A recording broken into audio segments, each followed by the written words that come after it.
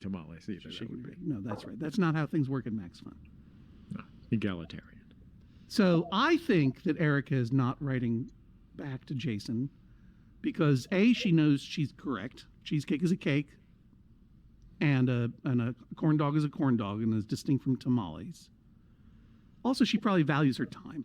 That was my point to this question, which is, okay, is Erica a working mom in a pandemic? Because a working mom in a pandemic cannot even find time to go to the bathroom. Right. They have lost hours and hours of sleep just trying to procure groceries and antibacterial wipes. Then chances are they have some sort of sick pet.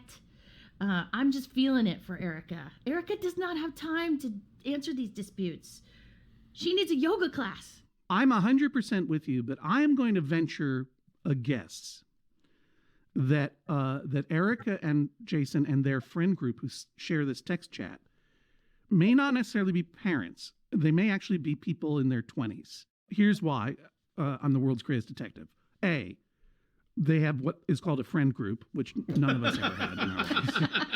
B, they have a regular text chat, which is also a thing for younger people. As a person in my 30s, I know exactly what you're talking about, John. When you're in your 20s, you have a group of friends. That's like people who all go to Central Perk to sit together and enjoy a cup of coffee. In your 30s, you have singular friends, and those are people who you spy on in their alley. That's exactly right. Now, so you understand. Yeah. In your 40s, you don't care anymore, and in your 50s, you never go outside. Take it from my high school buddy, Jimmy Stewart. There you go. Well, to be fair, both of his legs are broken because he fell out of that window at the end of Rear Window.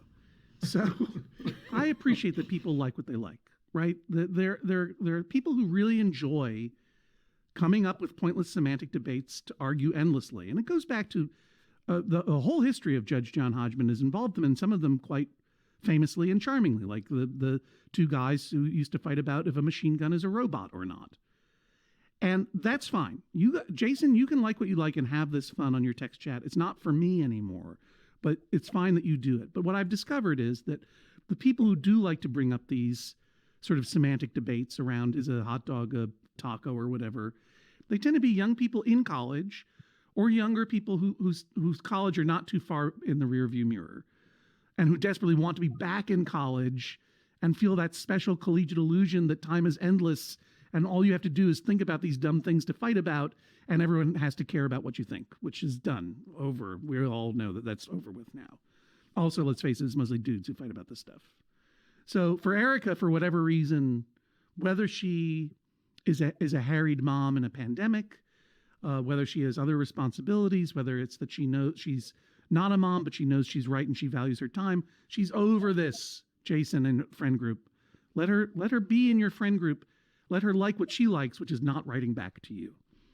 And let me like what I like, which is saying, don't come on my podcast again trying to trick me into talking about cheesecakes and cakes and pies.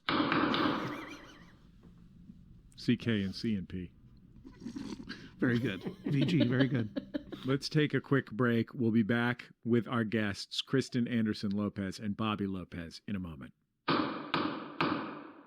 Hi, are you someone who thinks that when one door closes, another one opens? Someone who always sees the light at the end of the tunnel. If you answered yes to one or both of these questions, good for you. We are not those people. Nope, I'm Annabelle Gurwitch, and I'm that other door opening, it probably leads to a broom closet kind of person. And I'm Laura House. When I see a light at the end of a tunnel, I assume it's a train headed right toward me. Laura and I have created a brand new podcast for people like us. It's called Tiny Victories. We're sharing personal tiny victories or things we've read or seen that inspire resilience. So if you're looking for a tiny reason to get out of bed each week, subscribe to Tiny Victories. Available on Maximum Fun or wherever you get your podcasts. Let's get tiny. Judge Hodgman, we're taking a break from clearing the docket. Let's talk about what we have upcoming. John, of course, your animated television show with David Reese is available at hulu.com/Dicktown. Yep. I have watched it. It's hilarious. It's wonderful. Thank you. It's all the humor that you would expect from the great John Hodgman and the hilarious David Reese. And I think listeners should go out of their way to watch it. If you missed it on TV when it was running as part of FX's Cake, You should watch it now on Hulu, and you don't have to watch any other stuff. You can just focus right in on your best friend and hero, Mr. Judge John Hodgman. bit.ly/Dicktown. And so each episode's only 10, 11 minutes long. You can watch the whole 10 episodes on a Saturday morning with your cereal. And I'm glad, thank you, Jesse. But here's the thing. This is the last episode before November 3rd. Voting has been happening now 4 weeks in most states and commonwealths, and in a few days, it'll all be over. And you know that I've been trying to do something every day this election. I've had fun joining listener Kelsey, calling voters in Wisconsin, joining listener Melissa, calling voters in Pennsylvania, calling folks in North Carolina, Dicktown country, reaching out to voters on behalf of State Representative Rachel Hunt, who's trying to hold on to her state rep seat in House District 103 that she won in 2018 by only 68 votes. Each vote matters. And of course, I'll be back with listener Zach and his team of summer villains up in Massachusetts this Sunday, reaching out to voters in various background states and commonwealths, making sure they have a plan to vote safely and make sure their ballots get counted. Now it's almost done. You know, I first started talking about the election just a few weeks ago, and now here we are at the end point. After this, I won't be talking about it anymore.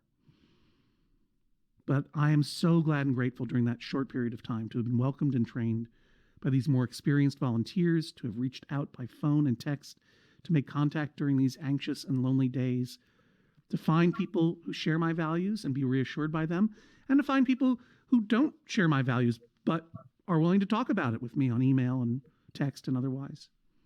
This is the first time in the 8 presidential elections in my voting lifetime that I've actually done this work.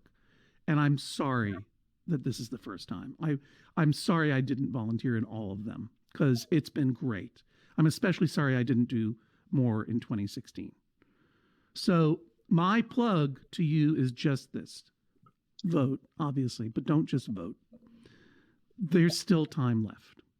Please think of 3 people in your life who maybe haven't voted yet, maybe need some help making a plan to vote safely, maybe could use a ride to the polls. Did you know that even if you're not registered, even if you missed the registration deadline in North Carolina, which was October 9th, you can still register and vote on the same day in person at any early voting location in North Carolina until Halloween? Well, look, I'm sure you knew that, but I bet you can think of a friend or relation in North Carolina who may not. Reach out to them. Voting rules and regulations are different all over the country. So you would behoove yourself to know what yours are in your life. And if you've got friends and family in other places, just go to iwillvote.com and you'll find all you need to know about the voting procedures in your or any other state or commonwealth. iwillvote.com. It's set up by the DNC, but it's all public, vetted information. Just do that. If nothing else, do that. Think of 3 people. Help them make a plan. And if you want to do a little bit more, join me on Sunday afternoon at bit.ly. Go get him, Zach. GOGETEMZACH. And I'll be doing the phone banking with the summer villains again on Sunday. I'll be doing other stuff too, so check my socials to see where else I'll be dropping in. And yeah, one other thing you can do is go ahead and go back and listen to David Reese cry on Election Profit Makers from 2016, day after election 2016.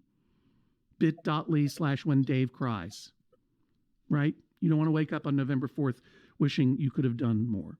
You know, John, because I'm a journalist, I can't endorse anyone or any ballot issues, but I can say that beyond the obvious presidential race that has captured a lot of attention, here in California, there are a lot of really important things on the ballot.